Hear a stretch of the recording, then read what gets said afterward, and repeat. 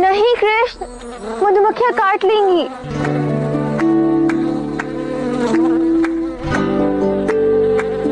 नहीं काटेंगे, केवल कुछ ही तो बूंदे मांगी है शहद की, पर वो भी प्रेम से मांगी। और प्रेम से मांगो तो इस संसार में सब कुछ प्राप्त हो जाता है। अब इस काढ़े को पी लो, अब ये कड़वा नहीं रहा। हाथों से लकीरें यही कहती है कि जिंदगी जो है मेरी